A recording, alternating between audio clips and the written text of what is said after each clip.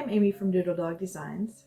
In this video, I'm going to show you how I made a hooked rug sunflower. So I've started by hooking a 2-inch circle, and I just used a variety of browns, and then I trimmed it back to about 1/2 inch all the way around and serged the edges, and then I pressed the empty fabric to the back.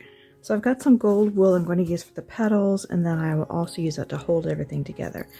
This is my template that I use. It's about 2 inches. I'm going to use it to cut 2 circles out of the gold wool, and then I will cut some petals as well.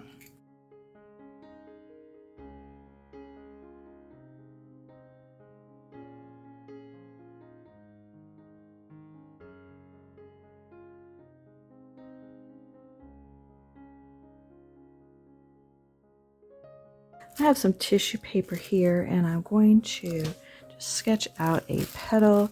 It's basically going to be a triangle shape.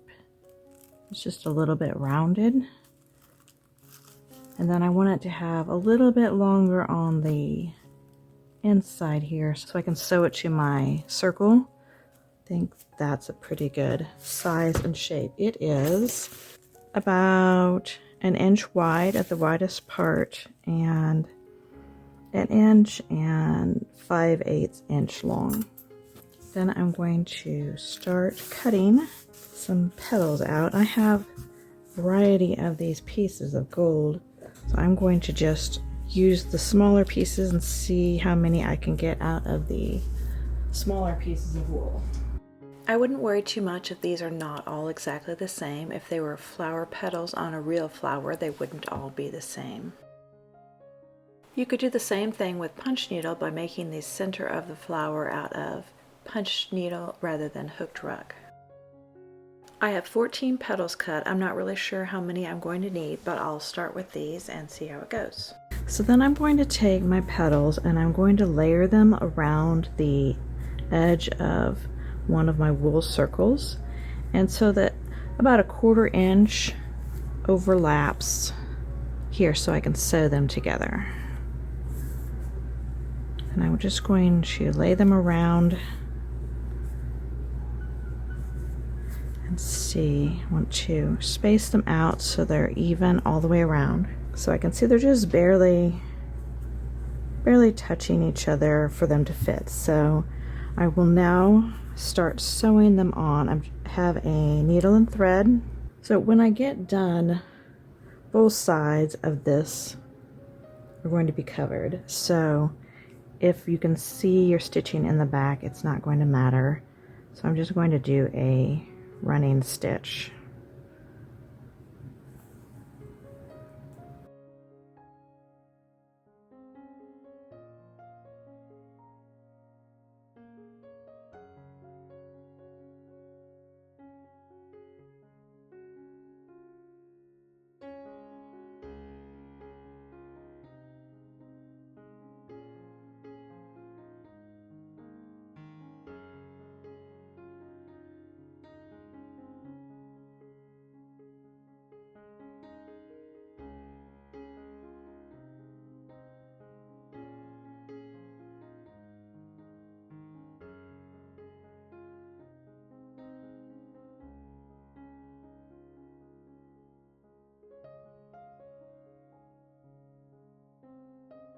Now I did use 6 all the way around. You might use more or less depending on how you drew your petals.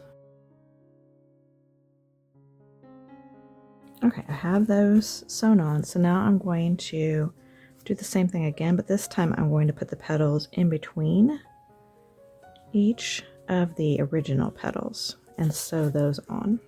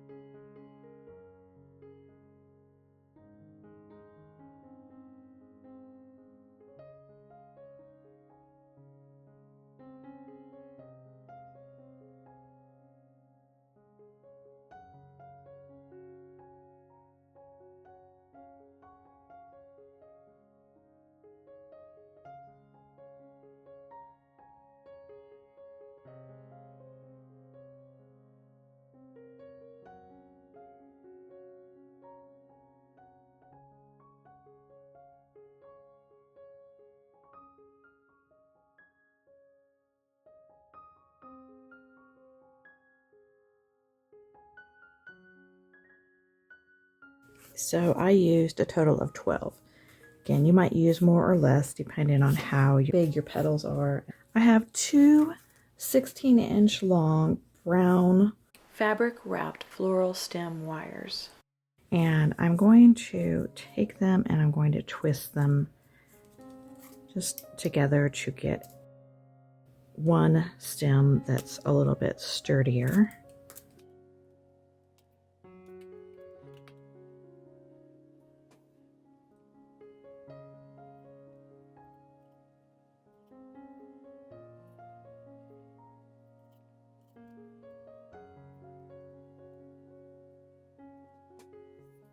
And then this end here where I started, it matches up pretty good, so that will be the bottom. And then this end where it doesn't match up, I'm going to take it and curl it into a spiral.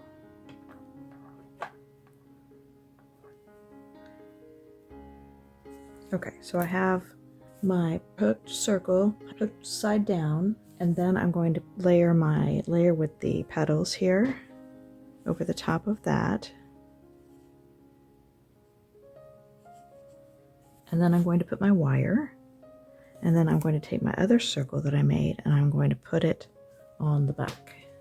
When I did that other part, it didn't really matter much if my thread matched exactly, but for this part the thread is going to show, so you want to try to find one that's as good a match as you can. I don't have that many colors of sewing thread, but I do have a lot of embroidery floss, and so I found an embroidery floss from my stash that is a pretty good match, and I'm using one strand of the embroidery floss. So I've got my petal piece with my circle with my petals attached and my hooked piece, and I'm going to attach these two pieces. So I'm going to sew the circle to the foundation fabric and making sure that I get the foundation fabric covered.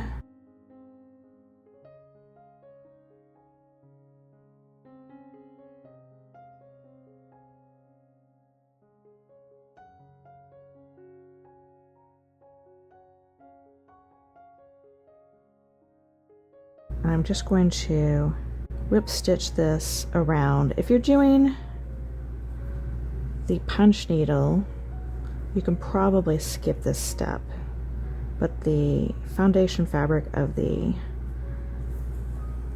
rug hooking is a little bit thicker and harder to fold back over and get it completely to disappear without doing this.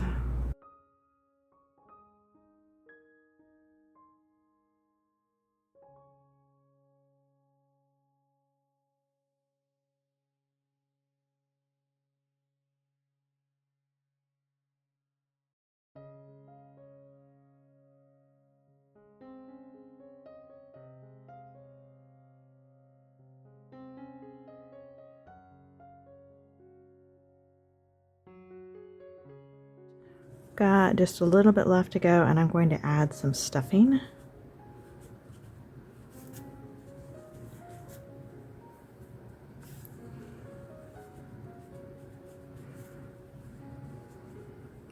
Just a little bit to give it a little bit of roundness there, and then I will finish sewing this part up, and then we'll add the stem and add this other wool circle.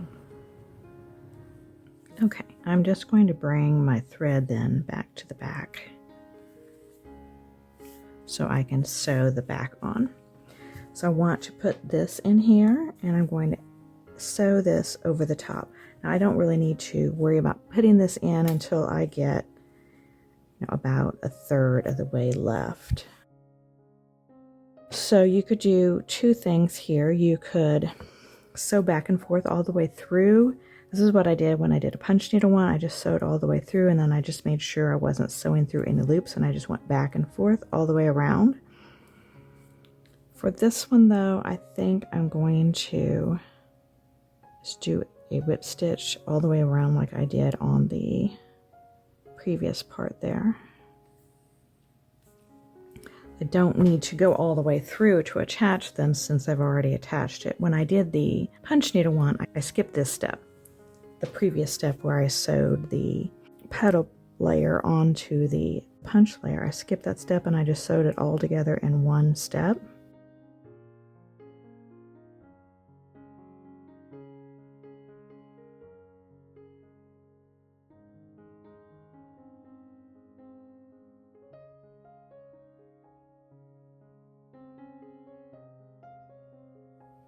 I have about a third of the way left to go. I'm going to go ahead and stick my wire in, and then I will finish sewing up the opening.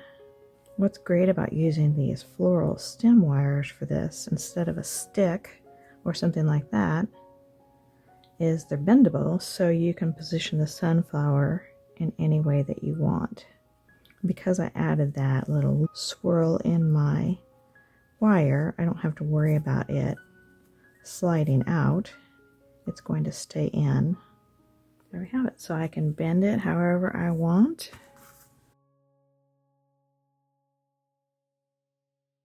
Thanks for watching. I'll see you next time. Bye.